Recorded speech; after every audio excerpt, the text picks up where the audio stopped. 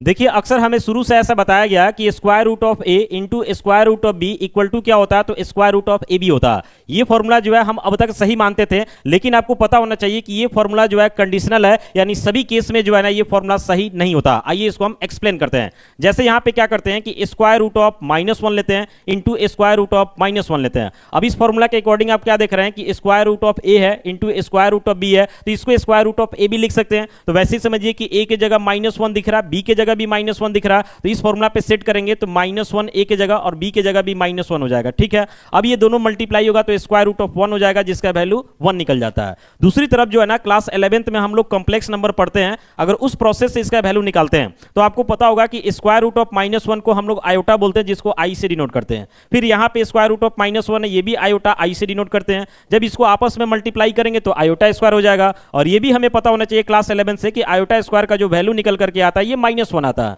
तो एक तरफ आप देख रहे हैं कि इस वाले फॉर्मूला का हम यूज कर रहे हैं, तो square root of -1 into square root of -1 इसका वैल्यू 1 आया, और दूसरी तरफ जो कॉम्प्लेक्स नंबर वाला कॉन्सेप्ट यूज कर रहे हैं तो इसी का वैल्यू सेम वही चीज है, इसका वैल्यू -1 आ रहा है। यानी कहने का मतलब है कि अगर ये दोनों चीज को कंबाइन किया जाए तो 1 जो है किसके इक्वल होना चाहिए, तो -1 के इक्वल होना चाहिए। तो जब 1 -1 के इक्वल होगा तो 2 भी तो -2 के इक्वल हो जाएगा, 3 -3 के इक्वल हो जाएगा, और पता चलेगा कि मैथमेटिक्स के सारे कॉन्सेप्ट का हम लोग एक तरीका से सत्यानाश कर दिए। तो आइए इसको जो है करेक्ट करके बताते हैं कि ये फॉर्मूला जो है किस केस में सही है और किस केस में जो है गलत है। फिलहाल आप देखे होंगे कि स्क्वायर रूट ऑफ -1 था, स्क्वायर रूट ऑफ -1 था, तो ये फॉर्मूला जो है काम नहीं किया, एक तरीका से कंट्राडिक्शन ला दिया। तो ध्यान रखना है कि square root of A into square root of B equal to square root of A B तभी होता है जब ए और बी जो है दोनों एक साथ निगेटिव ना हो। यानी वेयर करके यहां पे लिख सकते हैं कि A and B are not simultaneously negative. यानी कहने का मतलब है कि अगर मान लेते हैं कि ए हमारा पॉजिटिव है और बी हमारा पॉजिटिव है, और ये फॉर्मूला आप अप्लाई कर रहे हैं, कोई दिक्कत नहीं है, फॉर्मूला सही है।